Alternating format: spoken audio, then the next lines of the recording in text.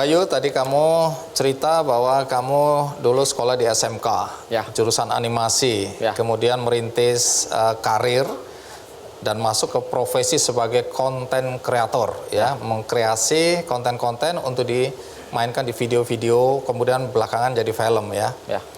Orang tuamu melihat profesimu ini sedih atau bahagia? Bahagia dong. Jadi Taunya dari mana? Kan banyak orang tua yang melihat vlogger, blogger, atau YouTubers, atau konten kreator ini bukan pekerjaan. iya sih, kalau misalnya bisa dibilang ini pekerjaan atau bukan, ya bukan. Tapi kita melakukan sesuatu yang kita sukai, tapi kita mendapatkan keuntungan. Nah itu. Keuntungannya banyak sekali. Ya seperti contoh, dapat ilmu lagi yang baru lagi. Ketika ketemu sama orang-orang yang baru lagi kan kita dapat ilmu yang jauh lebih tinggi lagi gitu kan. Terus yang kedua mungkin ya dari segi finansial juga gitu. Dari mana bisa dapat uang pekerjaan seperti ini? Kan saya YouTuber gitu kan. Dari YouTube ada gitu, dari yang lain-lain juga ada gitu. Misalnya kalau dari YouTube itu kan kita ngupload video di sana, terus kita akan dibayar sama Google AdSense gitu. Oke. Ada dua macam, ada yang dari Google AdSense atau yang dari ketika ada brand yang masuk gitu mungkin. Menurutmu uangmu banyak nggak? Pendapatanmu banyak nggak? Ya rata-rata sih, karena Maksudnya rata-rata itu apa? rata-rata karena dari segi konten dan dari segi gimana ya?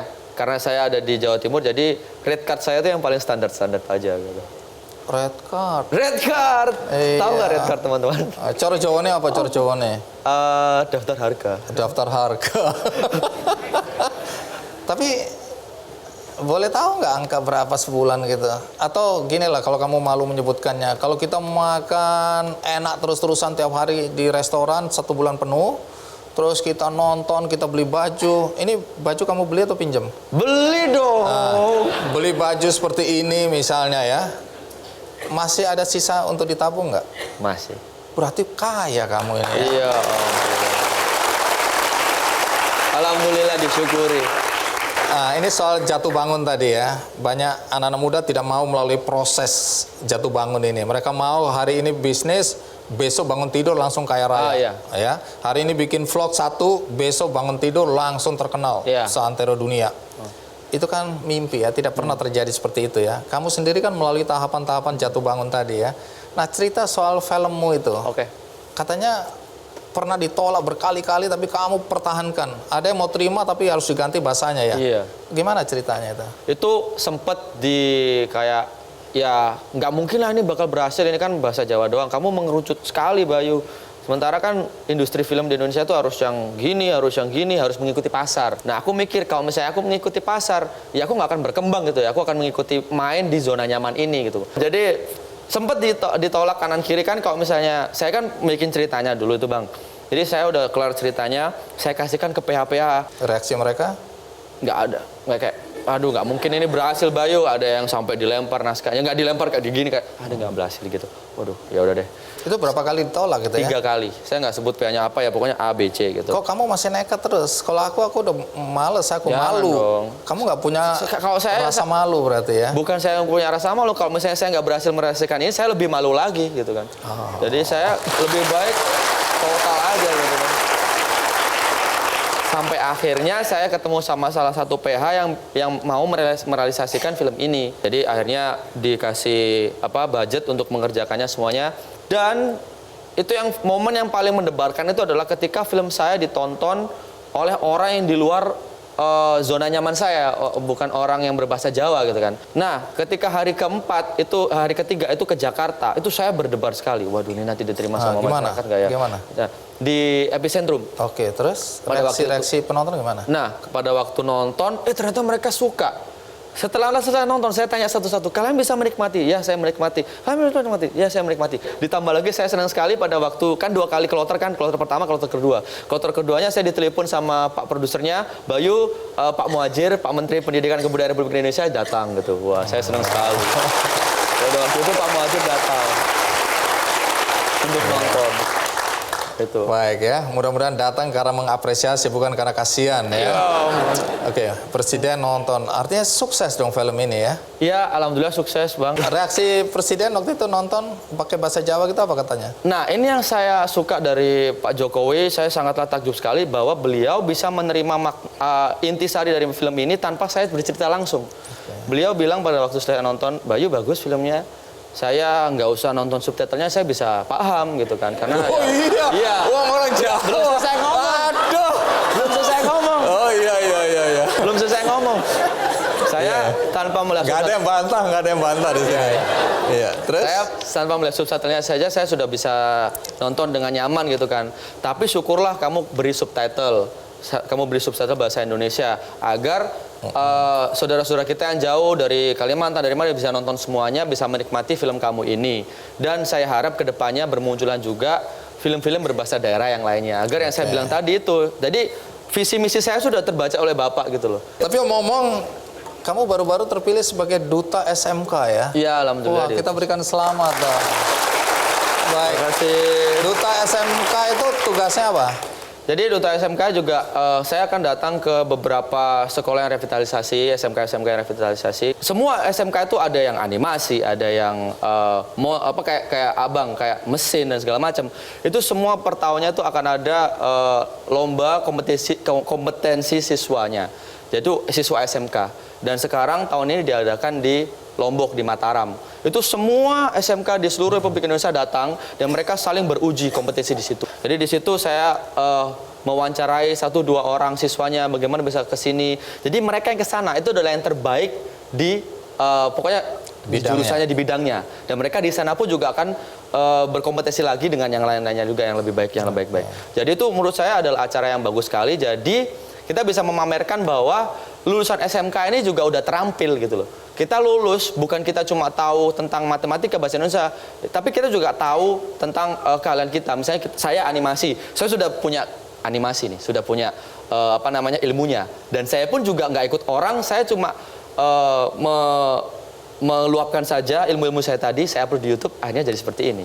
Gitu loh. Nah itulah saya harap banyak sekali teman-teman siswa-siswi SMK semuanya juga punya pemikiran yang sama. Jadi jangan takut-takut, jangan minder jika kalian punya kreasi, mengingat bahwa sekarang ini adalah era digital ya kan, manfaatkan era digital dan kita bisa memamerkan karya kita seperti ini. Gitu. Bagus nggak? Bagus. Ditonton sama Pak Bakru sama Pak Muhajir. Baik. Terima kasih Bayu. Terima kasih, dengan demikian itu adalah penutup dari Duta SMK tadi ya.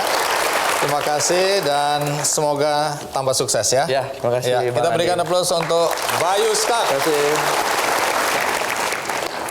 Dan masih mengenai anak-anak muda kreatif dan kemudian bakatnya terlihat luar biasa yang akan saya undang ke sini. Dan ternyata tamu saya berikutnya ini katanya, tapi nanti kita akan tanya, juga lulusan SMK. Siapa dia? Dian Pelangi. Dian, terima kasih sudah hadir di acara Kick ini. Silakan duduk. Dian, aku yakin beberapa penonton di sini maupun di rumah nggak percaya. Apa betul kamu dulu SMK? Ya, saya lulusan SMK Negeri 1 Pekalongan, jurusan Tata Busana. Terkonfirmasi sudah ya bahwa benar ya? Ya. Oke, masih banyak yang ragu tadi. Saya lulus tahun 2007. 2007 lulusnya. Iya. Dian, tadi kalau Bayu cerita dia masuk ke SMK itu atas keinginan sendiri. Tapi saya dengar-dengar, sekali lagi konfirmasi, waktu Dian masuk SMK dulu itu sebenarnya terpaksa ya? Iya, kalau bisa dibilang dipaksa orang tua ya. Dipaksa orang tua. Iya, jadi dulu sebenarnya saya ini kan saya itu masuk TK umur 2 tahun waktu itu. Dan masuk SD umur 4 tahun. Lalu saya lanjut ke Bogor untuk Tunggu lanjut. dulu. Ya. Kamu masuk SD 4 tahun? 4 tahun. kelas 1 SD umur 4 tahun waktu itu. Karena saya punya kakak SD laki-laki. mana itu? Saya mau masukin anak saya nih. Di Atau Palembang. cucu- Kebetulan saya Oh, lahir di Palembang. Oke, Dan terus? saya punya kakak yang beda 2 tahun sama saya. Jadi orang tua saya udah deh sekalian aja. Sekalian. Dian sama Dion kakak saya untuk masuk sekalian gitu. Jadi saya bareng terus sama kakak saya seangkatan gitu. Tapi saya yang kecepetan masuk SD umur 4 tahun di Palembang. Saya lahir di Palembang. Itu di Madrasah Ibtidaiyah Adabiyah 2 Palembang. Lalu masuk SMP saya dipaksa juga sama orang tua untuk masuk ke pesantren. Jadi saya pesantren dulu di Bogor selama 3 tahun, nyantri di situ. Oke. Lalu setelah itu lulus pesantren baru dipaksa lagi sama orang tua untuk masuk Jadi ke SMK. hidupmu ini penuh paksaan. Penuh paksaan memang. Iya, iya. Nanti Mungkin, kita tanya apakah kamu menyesali atau sebaliknya. Jadi dipaksa masuk Ke pesantren. pesantren, Selesai itu dipaksa lagi. masuk ke SMK. Saya waktu itu maunya SMA. Saya bilang sama bapak saya ingat banget, saya nggak mau masuk SMK. Saya maunya di SMA. Kenapa nggak mau masuk SMK Karena dulu? gimana ya, waktu itu saya ngerasa pada saat lulus pesantren, saya sih maunya waktu itu lanjut ke pesantren karena memang sudah nyaman di situ dengan teman-teman saya. Tapi bapak saya bilang Dian harus masuk SMK karena sebenarnya gini, Bang Andi, Dian Pelangi ini udah dibuat oleh orang tua saya dari tahun 91, tahun kelahiran saya, gitu. Jadi Apa itu? Dian Pelangi, Dian Pelangi bisnisnya, ini company-nya. bisnis Butiknya, garment, butik. garment ya. Oh, Jadi oke. orang tua saya udah lebih dulu membuat Dian Pelangi dan labelnya juga dikasih nama Dian Pelangi dengan harapan saya yang meneruskan, gitu. Jadi sudah diarahkan bener, ya, termasuk jadi- masuk SMK. Iya, Dan jadi katanya kamu waktu itu malu banget masuk SMK ya. Wah itu bener-bener sih saya down banget gitu. Dianterin bapak saya daftar SMK, saya nunduk, saya ngambek, saya nggak mau gitu kan. Saya karena Kenapa? Konotasinya apa kok masuk SMK sampai malu? saya gitu? pengennya sih SMA waktu itu gitu kan. Ya Karena tapi kan mungkin wajah kecewa sama wajah malu beda loh. mungkin karena waktu itu dulu SMK itu masih apa ya, belum terlalu populer gitu loh, belum terlalu dipandang oleh orang. Bahkan saya juga mendapat banyak cibiran dari saudara-saudara, dari Hah? teman saya gitu. Waktu saya lulus masuk SMK ditanyain sama teman-teman, Dian lanjut kemana? Biasa dong kalau lulus SMP kan keren-kerenan gitu. Iya. Oh gue SMA ini nih, gue SMA ini gitu. Begitu tanya Dian mau Saya kemana? bilang, saya masuk SMK Tata Busana. Oh mau jadi tukang jahit loh, digituin sama teman-teman. Sama saudara juga bahkan ada perlakuan yang, oh sayang banget nih Dian kok masuknya ke SMK dulu gitu. Kayak gitu sempat dapat perlakuan kayak gitu. Tapi ya udah deh, saya karena anaknya emang dari dulu mengikuti kata orang tua aja, karena udah biasa di bahasa halusnya diarahin ya, bukan dipaksa ya. Jadi Dengan kata diarahin. lain ya. Diarahin Jadi pesantren, ikut. diarahin SMK, ya udah saya ikut aja gitu. Nah, nanti cerita bagaimana kemudian sampai Dian Pelangi seperti sekarang ini ya. Karena kita tahu Dian dengan segala prestasi, kemudian juga secara bisnis juga ya banyak orang yang melihat wow aku pengen jadi Dian Pelangi gitu ya. Nah, terus kemudian kenapa memilih busana muslim itu juga nanti akan jadi cerita yang menarik buat kami semua di sini dan penonton di rumah. Tapi sebelum kita lanjutkan, kita rehat sejenak, ikuti terus Kick Andy.